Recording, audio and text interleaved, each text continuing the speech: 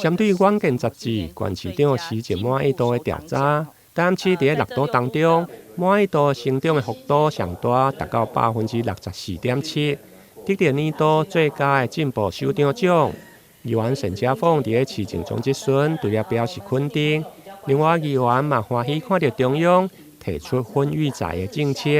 认为是毋是会用对社会主体来提拨部分。对此，市长嘛回应，虽然社会主体甲着分育财有部分的理念是同款，但是毋是会摆脱，还佫需要来考量。咱少子化这样严重啊，像我们有社会住宅啊。我们是不是可以提出一个方案，就是解决像我们可以一并解决少子化的问题，然后提倡我们年轻人可以有安稳的窝，然后他们才愿意生养、愿意结婚。这个部分在安心宅的部分，我不知道在我们的婚育宅，我们是不是可以鼓励我们年轻人结婚生子，然后给他们一些相对的鼓励啦哈。像我们卓院长他就有提出这样的政策，我觉得是非常好的。所以在这个部分，你有没有去了解到这个政策？我们在我们台南有没有机会来执行？婚育宅是说他收入也许正常。但是他因为结婚之后，可能家庭负担比较重要，要生养小孩，所以说他也需要政府帮忙。那你刚刚讲，内政部有推出这个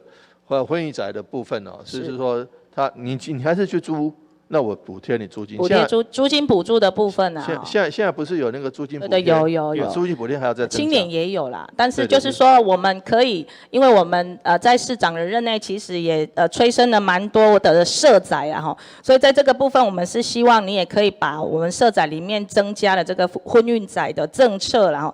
希望申请资格可以放宽来补贴加码，或者是增加补助的项目啦，让优先入住的相关的优惠，甚至可以鼓励年轻人生小孩啦吼。为了鼓励少年人结婚生囝，议员除了响应中央提出婚育财的政策，另外伫地方的治水甲交通方面，议员对着八王滞洪池甲抽水站的设施嘛表示肯定。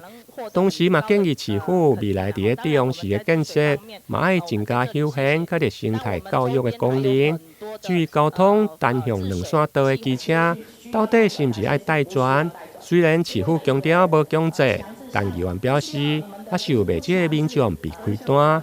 对此，交通局嘛回应，如果地方有需要改变，会用来回看取消强制两线的带转区。台南新闻林根采访报道。